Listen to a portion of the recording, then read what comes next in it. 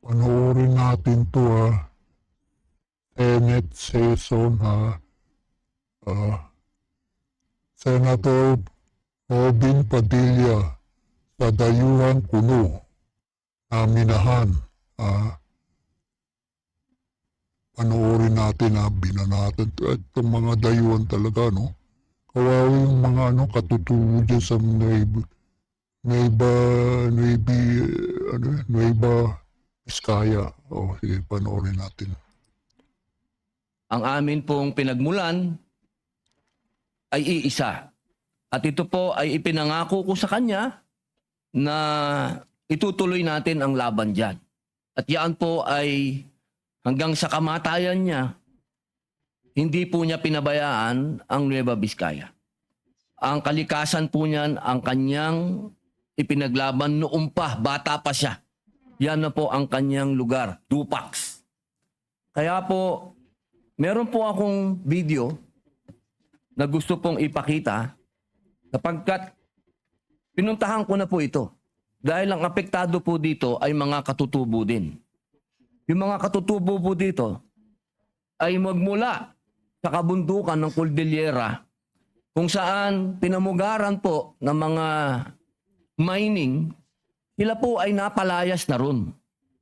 Hanggang sila po ay napunta na sa Nueva Vizcaya. Ibig sabihin, magmula nung pinalayas sila sa Cordillera, bumaba ng Nueva Vizcaya, eto na naman po ang mga minahan. Nandyan na naman po ang pangil at kuko ng mga minahan na nagtatago sa mukha ng mga dayuhan pero ang nasa likod ay mga multicultural na Pilipino. Ay, ginagamit lang yung mga dayuhan kuno, Itong mga mayayaman na mga oligor yan, mga hayop na yan, kupal talaga yan. Yan pong video na yan, kuha po yan ng drone namin kung saan yan po ay sa Dupax. At ilang barangay po dyan ang maapektuhan ng tinatawag nating exploration daw ng mga dayuhan. Ito pong ginawa nating investigasyon, nalaman po natin, Ginoong Pangulo, na ang taong bayan, maliwanag naman po na dapat konsultahin yung mga barangay. Dapat tanungin yung mga tao dun kung sila po ay maapektuhan ba o payag ba sila na magkaroon ng exploration dun. Alam niyo po, Ginoong Pangulo, nagkaroon po dito muli ng pangloloko. Sapagkat yung mga tao, sinabi po nila, may nagpunta dito. Pero hindi po yung konsultasyon, hindi po kami kinonsult. At nakakuha po ng permit itong mga dayuhang kuno na mag-explore. Ginoong Pangulo, malinaw po. Nakakuha ng permit, may something yan, Mukhang saan ba yung DNR ba yan, Yung mga mayor. Kurakot talaga, wala nang pag-asa itong gobyerno ni ni Bangag. Kurakot na lang. Anak ng kupal talagang hayop talagang gobyerno nito. Tapos wala pang nakakasuha ng big fish,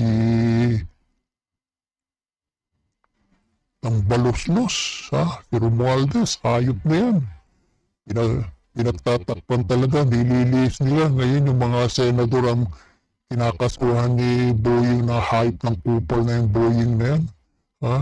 Isang pirma ka na lang, At makakasama mo na rin niya si Acob.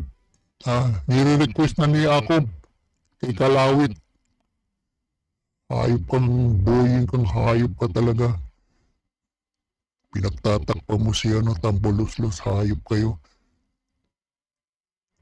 Pati si Sandro Marcos, bilyong-bilyong allocable, hayop talaga kayo. Pork Barrel King, yung dalawa na yan, wala pang nakakasuhan, hayop kayo. Pati mga congressman, wala. Puro mga senador ang inuura nyo ha.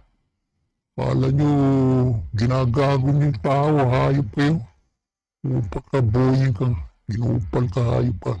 Malapit ka, dalawang karma ka na ha. Yung leukemia mo sa dugo yan ha. Kala mo ha. Cancer, hayop, kupal ka talaga boy. Sa ating batas na dapat magkakaroon ng consultation sa mga barangay, sa mga taong maapektuhan, lalo na kung livelihood nila ang maapektuhan. Katulad po ng usapan namin ng ating boses ng masa, Senator Erwin Tulfo, nag-usap po kami. Sinabi ko po sa kanya, Sir, paano naman yan maglalakas loob? Yaang mga dayuhang kuno na mag-exploration kung hindi alam ng local government. Imposible na papasok yan dyan nang hindi alam ng local government. Hindi yan, Alam ng local government yan. Anak kang pera-pera na naman yan. Kurakot na naman yan. Hayop talaga. Ay nako. Anak ng gobyerno talaga to. Posible na yung sanggunian, ngayon lang sila magrereklamo kung kailan nakapasok na.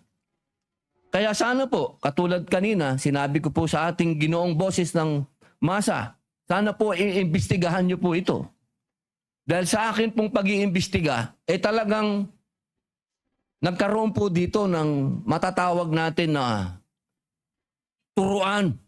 Turuan, pero habang nagtuturuan, continuous yung exploration doon. Continuous yung ginagawa nung dayuhan puno na minahan. Dayuhan kuno. Ginagamit lang ng dayuhan pero yung mga mayayaman na mga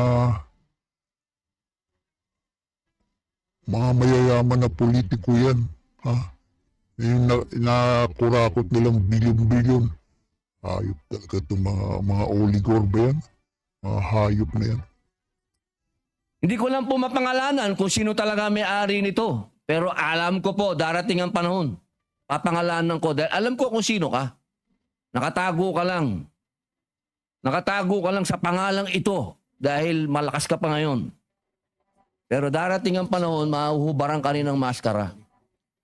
Pero sa totoo lang po, mga mahal kong kababayan, ito pong patuloy na pagsasamantala sa ating mga katutubo, wala na po silang mapuntahan.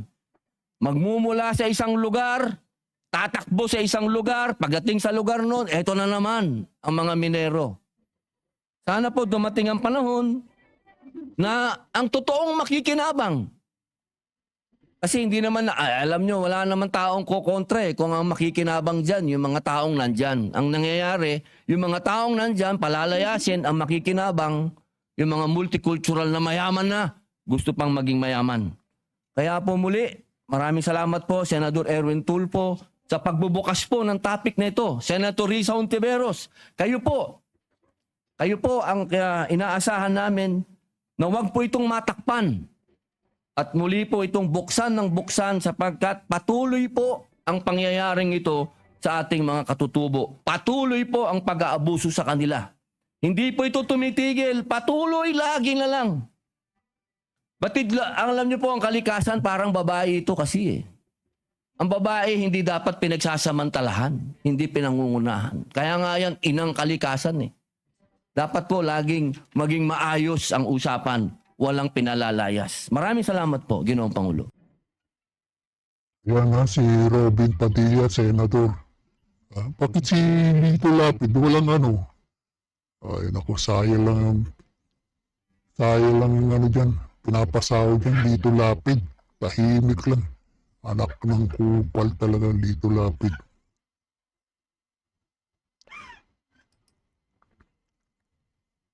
O dito naman tayo kay Senator Rapi Tulfo. Pero sabi ni pambansang daddy, tukmol daw, Rapi tukmol. Nagyabang na naman. Grandstanding na naman to. Ibang klase to eh. Tahimik sa kurakot sa gobyerno eh. tahimik to eh. Ang tapang-tapang dito pero doon sa kurakot sa gobyerno, tahimik kasi alam mo na, yung CIS, yung anak, congressman yata, pati yung si Josephine, congressman, mukhang may flood control din yan. Kaya hindi yung tahimik sa flood control tong kupal dito, isa pa tong hayop talaga to. Para sa mahirap daw, hayop talaga to. Wala talaga. Tapos tatakbo pa ng presidente. Tahimik sa flood control, walang malasakit sa gobyerno, sa tao, sa Pilipinas, puro kurakot na lang, hindi niya, mukhang bulag sa kurakot sa flood control nito eh. Panoorin natin to. Bida na naman, tapang-tapang pagdating sa gobyerno, tahimik to eh. Nawawala yung tapang eh, tungkol sa flood control eh. Wala akong nabalitaan dito eh. Mo ilang kayo? 800. Oh, ito. Pakita ko sa'yo. Oh, tamad kayo eh. Look at this. These are Chinese products na nabibili sa Binondo. Na sinabi nyo, warning, masama sa kalusugan. Huwag tangkilikin. And yet, pinapabayaan nyo na nagkalat to sa Binondo at sa Quiapo. Ayan oh, mga Chinese products. Meron pa dito, may amphetamine pa. Oh, sabi nyo masama sa kalusugan. Bakit yung pinapayagan? At di kayo nag-raid? Di ba meron kayong enforcement group na armed kung kailangan, di ba? Tapos meron pang biogesic dito na fake. Oh, nasa yung biogesic na fake? Meron din kami nabili fake na biogesic, fake na Neozep, and fake na Decolgen. Ayan. Alam nyo, Director General, itong mga fake na medicines, hindi natin alam kung anong formulation ito. Maring masama sa kalusugan to. Kung hindi man siguro effective, okay lang sana. Hindi tumatalab. Pero paano kung may side effect? Bakit hindi nyo po nahuhuli ito? Ba't kami? 800 ang tao nyo, kami ang tao ko, 2 lang ang tumutok dito, ang dami namin nagawa. Yung sinasabi nyong 1,000, 50,000 mga nakumpiska nyo. Kung kami nga, milyonis na agad. 2 tao lang. Napanood nyo napakinggan mo. Yung yabang-yabang na naman no? Mayabang, tapang. Pero sa kurakot sa flood control, tahimik tong rapid tukbol Sabi ni Pambansang dati, rapid tukbol Alak ng toko talaga. Tahimik sa flood control, puro kurakot ang gobyerno. Ayop talaga to. Kala ko ba para sa mahihirap to? Ginagamit lang yung mahihirap. Di ko lang tapusin nyo na lang yan sa Senate hearing na yan.